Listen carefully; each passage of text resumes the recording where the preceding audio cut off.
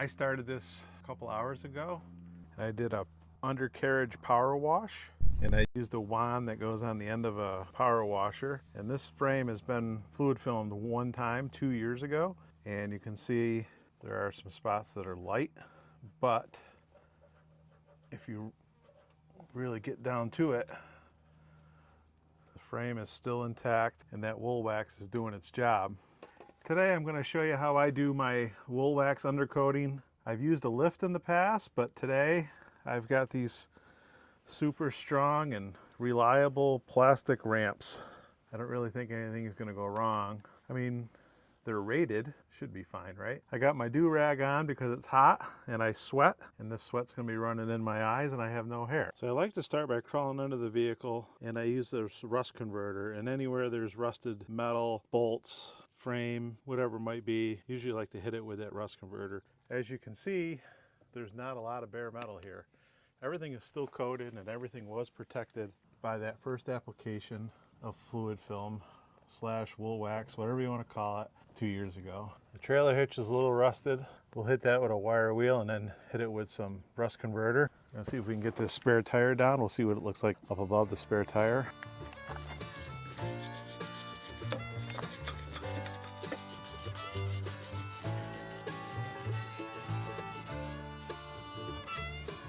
It doesn't take much to put a little protection on there, and when that dries, that's going to look perfect. I'm going to top coat this with some paint, but the important part is we get the rust off of it. See if we can get this spare tire down. Never taken it down before. You got to put these rods together. The rod goes in this hole right here. The rods have a set screw that you either need a Phillips head or a wrench for. But if you take the tire iron,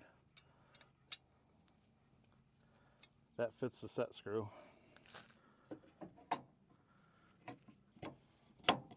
There we go. There we go. I don't think I'm using this tool right, but it seems to be working. Oh, wait a minute.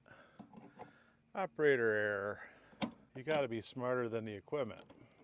That's what it is. There we go. That's better. All right, looks pretty good actually. A little more rust under here. Not too bad. Not too bad up here at all. You can see that coating, that Woolwax coating. You can see where it starts and stops. Looks like I had pretty good coverage last time. I got all the way up into here. You can see it right there. Yeah. Overall, looks pretty good. Tires all full of couscous. All right, pretty happy with it. I'm gonna go get my Woolwax spray gun. I'm going to spray everything under here. So you can do this yourself with just some ramps. It is a little bit of a pain in the neck, but you can do it. We're going to use the aerosol cans, a few of those just in like the rocker panel areas. But this bigger spray gun you would have seen in like I think 2 videos ago when I did the Jeep rock sliders. So we're going to fire that bad boy up. I think I got enough hose to make it out here. We're going to go ahead and get this section done. If you are going to try to DIY this yourself, the tools you're going to need are this. You got to get the vehicle up in the air. Ramps, jack stands, whatever your poison, you got to get the vehicle up in the air. You should rinse off the bottom like I did earlier today. That'll get all the loose dirt and stuff off of it. Then you're going to need a spray gun. This is the spray gun I use. Holds a quart. You can actually buy those preloaded, so pretty handy. You're going to need an airline, and last but not least, you need a compressor. I'll show you what my compressor is. It's really pretty lame, but it does do it, but it's a lot. I'm using this little pancake compressor. I've got it set at 125 psi. Again, not ideal, but it does do it. I would recommend getting a larger compressor. So you really can't go wrong. Just spray everything. And you'll see it covers pretty good.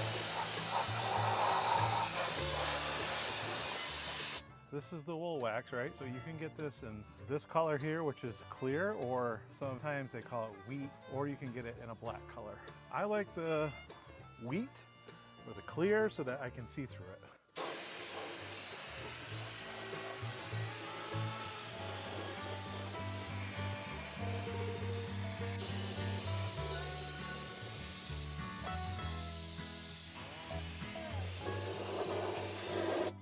Once you get everything good and coated, what you can do, the spray gun comes with a hose. We're going to take off the tip and screw on the hose, and then what you can do is you can do up inside the frame rails.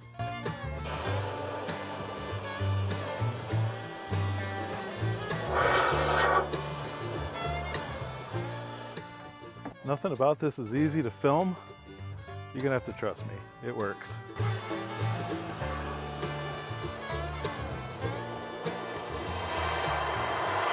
I gotta be honest with you, doing this on the ground is not that much fun, especially on this stone driveway. I should have moved it to the grass, I guess.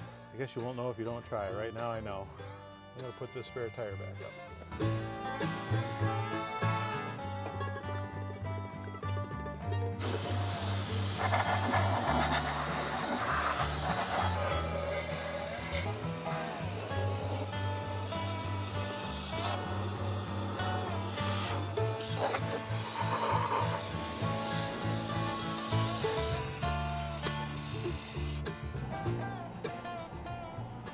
I got sick of crawling around in the dirt, so I moved it over here on the grass so I don't have to lay in the dirt. We got some pretty good coverage so far.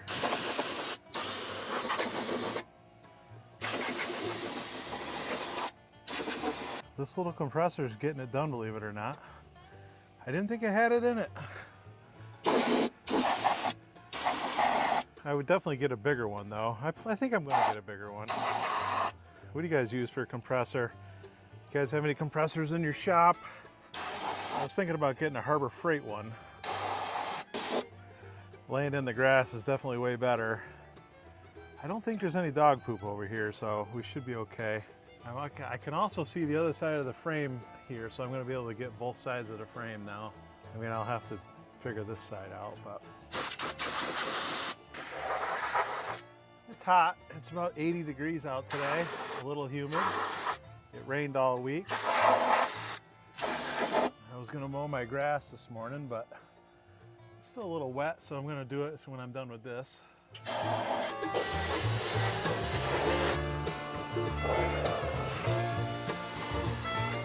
going pretty quick now, actually. We're gonna move up to the front, and we don't have much left to do. I'm running these Toyo open countries, and I don't know. They're okay.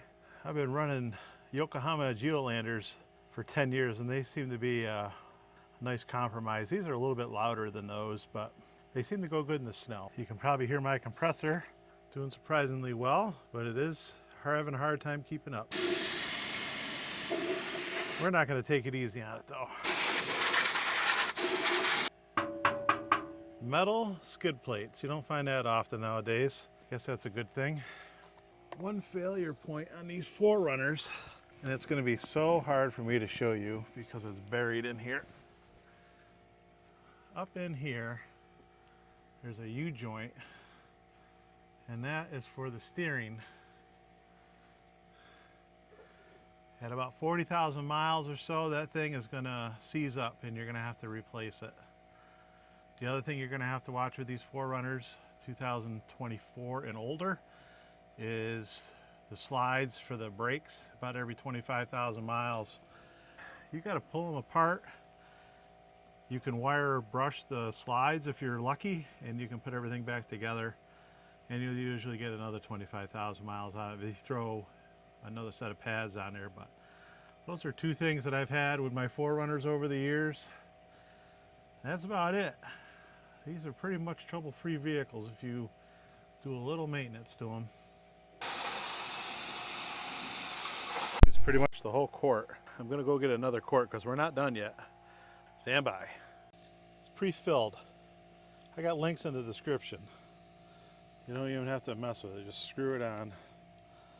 Probably spill it all over the place while you're watching me. We got a little bit more to do underneath, and then we're gonna go to the tailgate, because that's also a spot that rusts.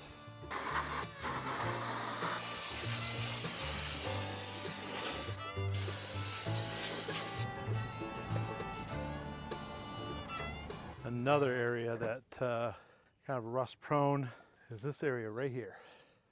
It rusts from the inside out. Up inside the tailgate, you have all the bracketry for the slide-in rear window. So this window goes up and down. And the last Forerunner I had, 2 days before I went to trade it in, the rust got to the track that holds the window up and it fell down. I had to hold it up with Gorilla tape. And that had 120,000 miles on it. What I do here is I take these handhold pockets. There's one on each side. I take those out and then I spray up inside the tailgate. It's the only thing I can think to keep it from doing this. There are drain holes. They're not huge. You probably can't see it all now, but so they're not huge. If you've never taken these out before, they are fairly easy. I don't know if I can do them. There you go, one-handed. And you can see right inside, you can see all the stuff that's up in that tailgate. You can see I got Woolwax on there already. It's looking pretty good, I think. It's hard for me to tell. I'm gonna set you down so I don't have to hold the camera and the light, because I gotta pull the tailgate down a little bit. I gotta tie the hatch down so I can see in the holes. There's no way I'm gonna be able to hold the light, spray the stuff, and hold the camera. So let me spray and I'll show you what I did.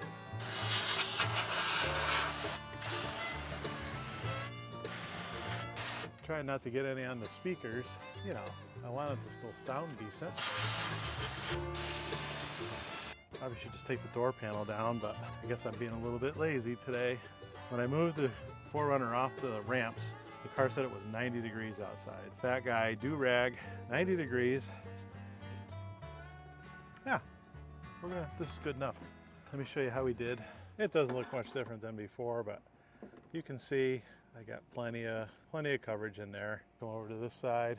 Again, we seem to have plenty of coverage in there. My last 4Runner, you know, the one that failed at 120,000 miles, I didn't do anything on that one. So I should at least get 120,000 miles if I don't do anything. So here I've done something, so maybe I'll get 121,000, maybe more. Either way, it's 30% better than it was. This does work. Let me show you where I know it works. This works good for things like this, door drains. You can get up inside the doors relatively easily.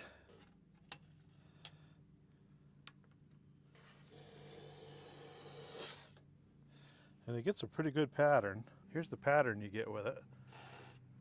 I'm gonna go around and do the rest of these doors, and be right back.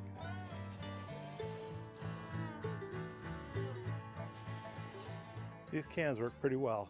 If you made it to the end of the video, I appreciate you. You are better than most. This is how I do my annual Woolwax undercoating to protect my 4Runner from the road salt and mess that we have to deal with for about 6 months out of the year. If you're not a subscriber, I'd love to have you subscribe. And if you enjoyed the video, please give me a thumbs up, because that seems to make a difference. I hope I'll see you in the next video.